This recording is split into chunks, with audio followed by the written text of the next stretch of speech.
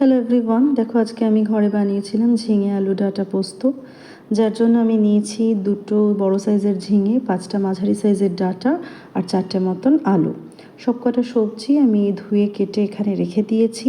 ফোড়নের জন্য নিয়েছি এখানে কালো জিরে আর শুকনো লঙ্কা। আর একটা ছোট বাটির মধ্যে 2 চামচ মতন পোস্ত জল দিয়ে ভিজিয়ে রেখেছি।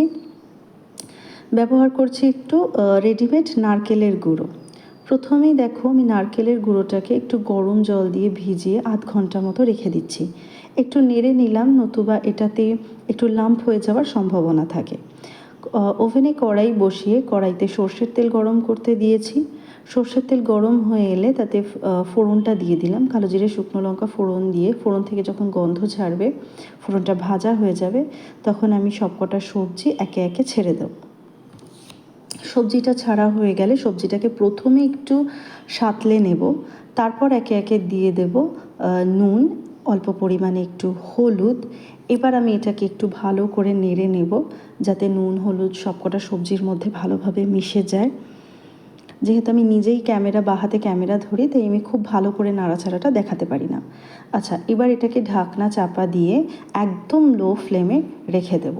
আর এদিকে শিলে আমি নিয়েছি পোস্ত, লবণ আর কাঁচা লঙ্কা। শিলে আমি ভালো করে পোস্তটাকে বেটে নিচ্ছি। পোস্ত যত ভালো বাটা হবে রান্নার স্বাদ তত বেশি আসবে।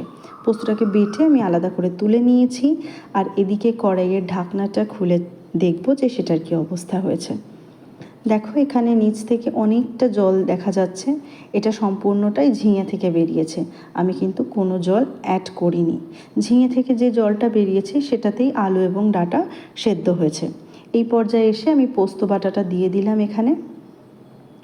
বাটিটা কাচিয়েই দিয়েছিলাম, দেখাতে পারছি না সবটা। যাই হোক, ভালো করে পোস্তটাকে আমি সমস্ত সবজির মধ্যে মিশিয়ে নিচ্ছি। কড়াইয়ের গায়েও খানিকটা লেগে আছে, সেটাও টেনে টেনে সুন্দর করে আমি মিশিয়ে দিয়েছি। এবার গা মাখা যখন হয়ে আসবে তখন নারকেলের দুধটা দিয়ে দেব। নারকেলের দুধটা দিয়ে এবার ভালো করে নাড়াচাড়া করে যখন তেল ছেড়ে ছেড়ে আসবে তখন একটু চিনি দিয়ে দেবো। চিনি দিয়ে ভালো করে নেড়ে ছেড়ে দেখো একদম রেডি হয়ে গেছে আমাদের ঝিঙে আলু ডাঁটা পোস্ত। গরম গরম ভাতের সাথে একদম অপূর্ব লাগে।